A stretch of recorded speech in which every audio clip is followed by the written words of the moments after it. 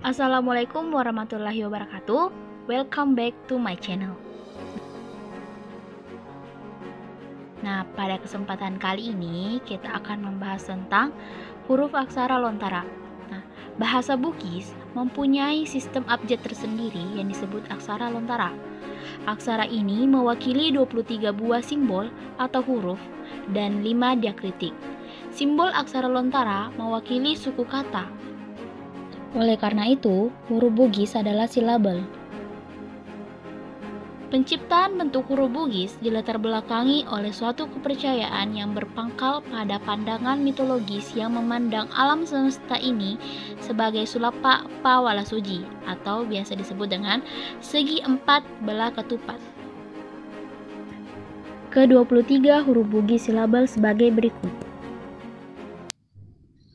Ka, ga, nga, ka, pa, ba, ma, pa, ta, da, na, ra, ca, ja, nya, ca, ya, ra, la, wa, sa, a, ha. 23 huruf tersebut dinamakan inasura. Jika inasura itu dibubuhi diakritik atau tanda pembaca tertentu dengan posisi tertentu pula akan melambangkan atau mewakili suku kata tertentu pula. Diakritik itu dinamakan anak sura atau anak huruf. Anak sura ini berjumlah 5 buah, yaitu simbol I, U, E, O, dan E.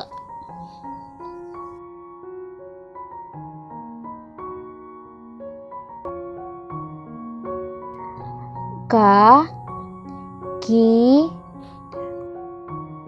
ku, ke, ko, ke.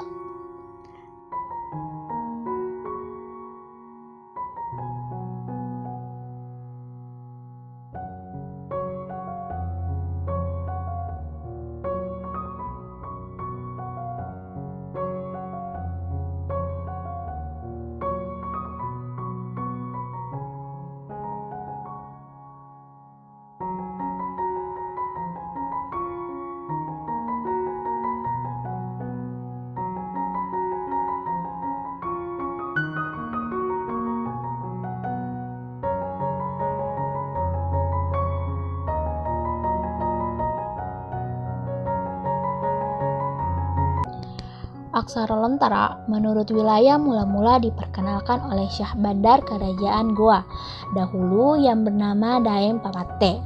Disebut aksara lontara karena pertama kali orang tua terdahulu menulis di atas daun lontar. Pesan-pesan dan nasihat orang tua terhadap anak cucunya ditulis di daun lontar dengan menggunakan ujung pisau supaya berbekas. Setelah ditulis, daun lontar tersebut digulung dengan menggunakan padati. Untuk membacanya, maka daun lontar ini digulung ke arah kiri.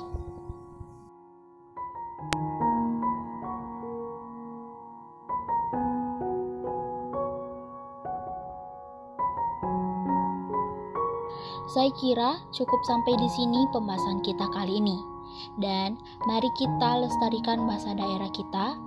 Jangan sampai bahasa daerah yang kita miliki itu sampai punah. Sekian, wassalamualaikum warahmatullahi wabarakatuh. Terima kasih telah menonton.